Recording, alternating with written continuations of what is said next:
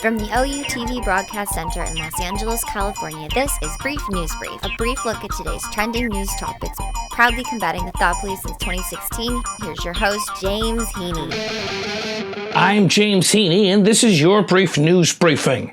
Impeached. Yesterday, the House of Representatives voted yes on Article 1 and Article 2, officially tarnishing President Trump with the forever stamp of impeached. Then Pelosi pulled a curveball. She came up to the mic after the vote was over and held a press conference. When she was asked, "Is this it for you? Are you done with impeachment?" she said, "Not so fast." Now, Mitch McConnell, the majority leader of the Senate, has specifically said that he is not going to be an impartial juror. He said straight out that he is working hand in glove with the White House on this and that we don't want any witnesses. McConnell. It's Mitch McConnell. He's basically said, well, it's not a kangaroo court because a kangaroo court is a bunch of people trying to make somebody guilty without any evidence, but let's call it a monkey court. He wants a monkey court that's here today and gone tomorrow and will hopefully make a mockery out of the system. Yeehaw! Well, Nancy was not so keen on that. She felt that the congressmen and women in the House of Representatives have bravely fought against the fire for what they believed was right and just in this United States of America. She surprised them all when she simply said that she was going to hang on to these articles. She's going to just sit on them for a little bit. She's not going to nominate the managers of impeachment to hand off then those articles to the Senate until it's more clear what the Senate is going to do with them. If they're just going to say, have the jury work alongside the defense in the trial of the president, well, then that's against the oath of these public servants that they took when they said that they would uphold the Constitution. And she's not ready to hand it off to them. So the great standoff begins. The president has been impeached. When will his trial begin in the Senate? I'm not sure. Meanwhile, last night, Trump held a rally in Battle Creek, Michigan. While the votes were rolling in Congress, he made some controversial comments about Debbie Dingell, who took over her late husband's seat in the Congress in this past year. He was pretty mad at her because he argues that he gave her all this special treatment, lowering the flag for her husband's death, and then she voted for impeachment. The nerve of that woman. He was certainly upset, and so to spite her, he made some comments about how her late husband was potentially in hell. Wow. Fun stuff. Get ready, 2020, because it's going to be a rocky, rolling ride in democracy.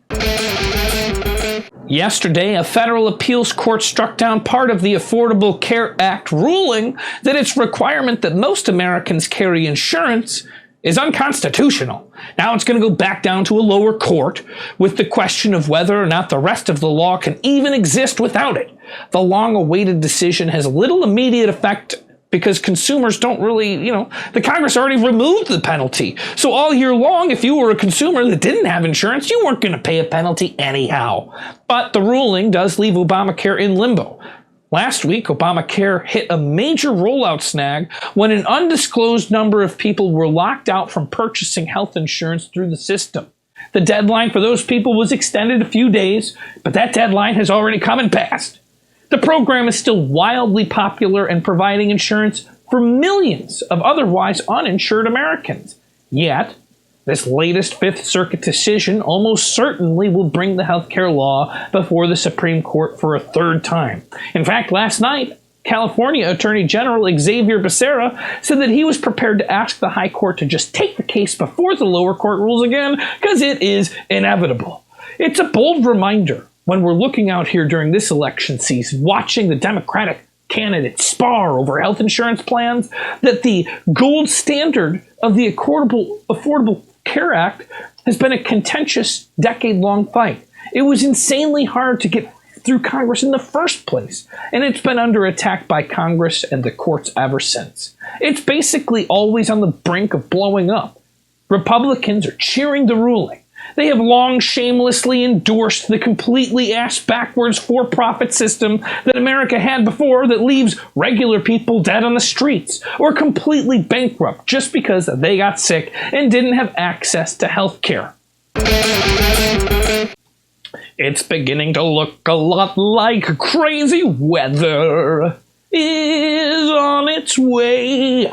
A Category 3 or 4 atmospheric river is making its way towards the Pacific Northwest at the end of this week. Atmospheric rivers are a relatively new term in the public meteorological world, but we here in California seem to be hearing about it more and more.